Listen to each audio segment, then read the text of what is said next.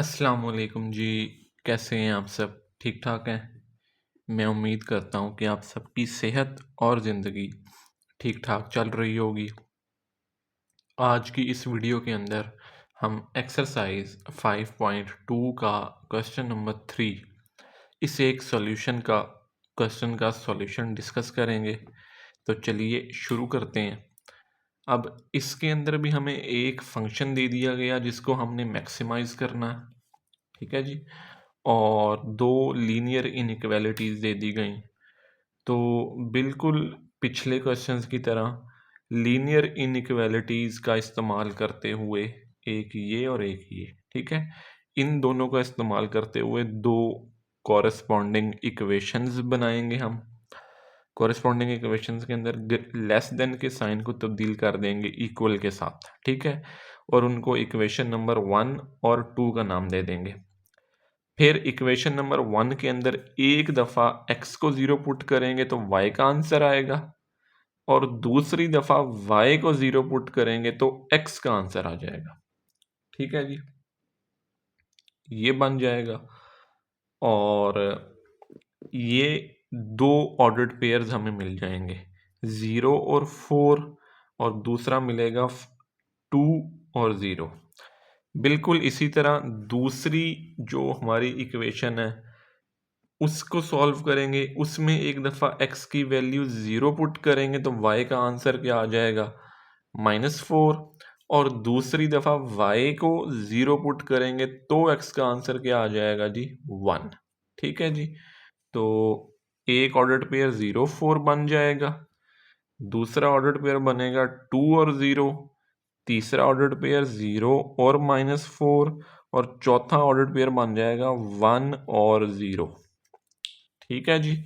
तो ये चार ऑर्डर्ड पेयर्स फाइंड करने के बाद अगला काम होगा टेस्ट फॉर फर्स्ट इनइक्वालिटी, पहली इनइक्वालिटी का टेस्ट। पहली इनइक्वालिटी लिखेंगे, ठीक है जी, जो कांस्टेंट वाली इक्वेशन हमें ऊपर दी गई थी, ये वाली। तो ये वाली लीनियर इनइक्वालिटी लिखने के बाद इसके अंदर x की वैल्यू भी 0 पुट करेंगे और y की वैल्यू भी 0 पुट करेंगे। तो जब x की और y की वैल्यू 0 पुट करेंगे तो पता ये चला कि 0 जो है वो लेस देन आ जाएगा किससे, 4 से। अब ये बात बिल्कुल ठीक है कि 0 छोटा है 4 से, तो जो हमारा ग्राफ बनेगा उसका शेडेड एरिया जो होगा वो बन जाएगा टुवर्ड्स ओरिजिन। ठीक है जी। अब ये बार बार वही बातें रिपीट हो रही हैं। 5.1 का क्वेश्चन नंबर 3 और 4 अगर आपने वो गौर से समझा है और एक दफ़ा अपने हाथ से सॉल्व किया है तो ये काम आप लोगों के लिए आसान है, नहीं तो फिर हो सकता है कि आप लोगों को थोड़ा सा मुश्किल लगे। ठीक है जी। और ये भी पॉसिबल है कि समझ ही ना आए।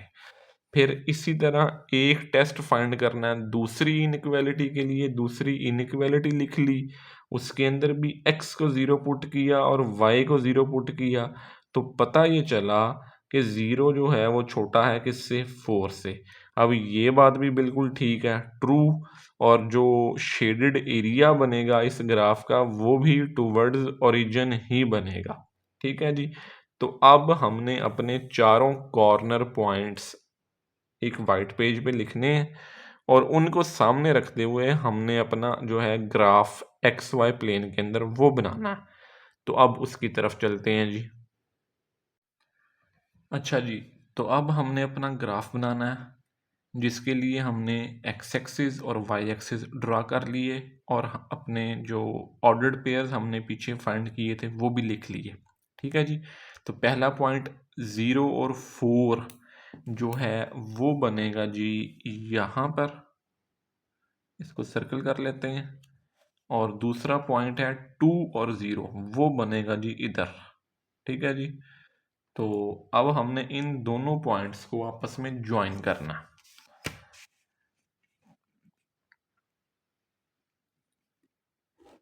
इन दोनों पॉइंट्स को ज्वाइन किया तो लाइन मिली हमें ये वाली।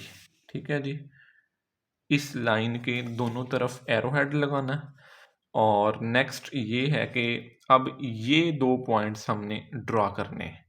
तो तीसरा पॉइंट 0 और -4, 0 और -4 जो है वो बनेगा इधर।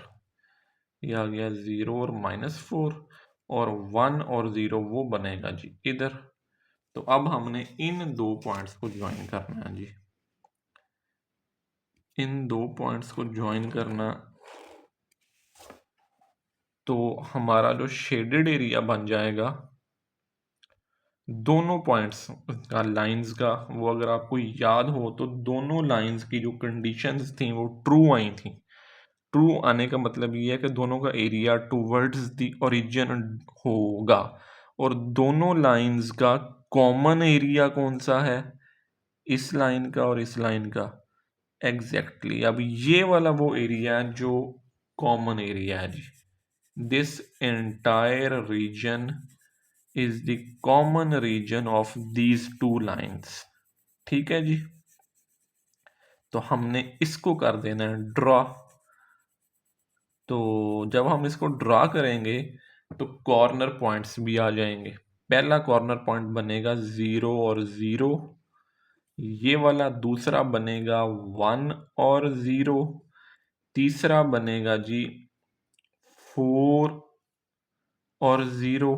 ठीक है जी, 4 और सॉरी 0 और 4, 0 और 4 बनेगा जी। और जो चौथा है ये वाला, ये हम फाइंड करेंगे।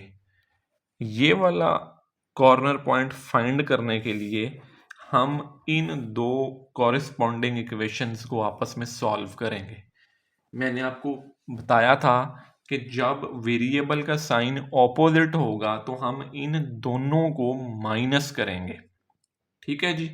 तो अब हमने इन दोनों को माइनस करना है, और माइनस करने से सॉरी माइनस कह रहा हूं, प्लस करना है। जब भी साइन ऑपोजिट होंगे तो हम हमेशा प्लस करेंगे ताकि वो वेरिएबल कैंसल आउट हो सके और दूसरे वेरिएबल का आंसर आ जाए।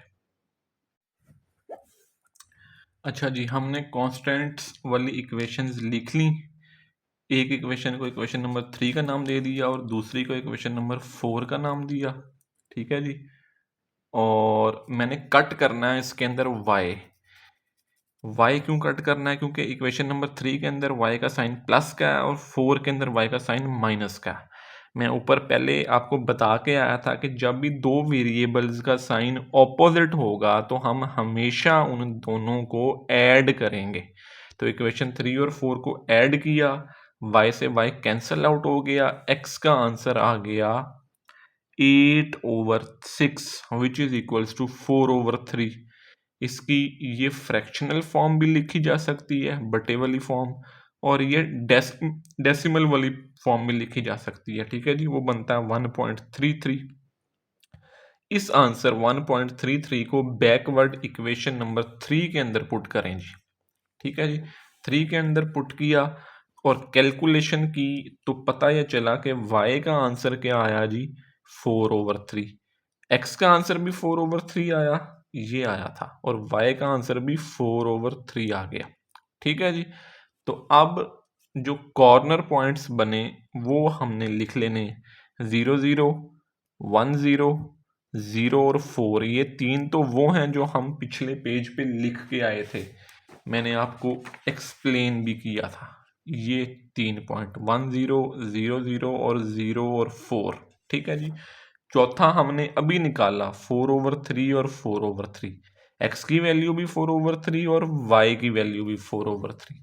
अब जो हमारा फंक्शन था z, ठीक है जी, उसको हमने इक्वल कर लिया f(x, y) के। क्यों? क्योंकि हमारे पास जो इक्वेशन है उसके अंदर दो वेरिएबल हैं x और y, और पहली दफा इस इक्वेशन के अंदर 0 0 पुट किया तो आंसर आया 0, फिर 1 0 पुट किया तो आंसर आया 2, फिर 0 और 4 पुट किया तो आंसर आया 12, और इसी तरह 4/3 और 4/3 पुट किया तो आंसर आया 6.6। तो इन एक 2, 3, 4, इन चारों वैल्यूज में से सबसे बड़ी वैल्यू कौन सी है? ऑब्वियसली वो 12 ही है। और ये 12 वैल्यू किस पॉइंट पे आई है? ये आई है 0 और 4 पे। ठीक है जी।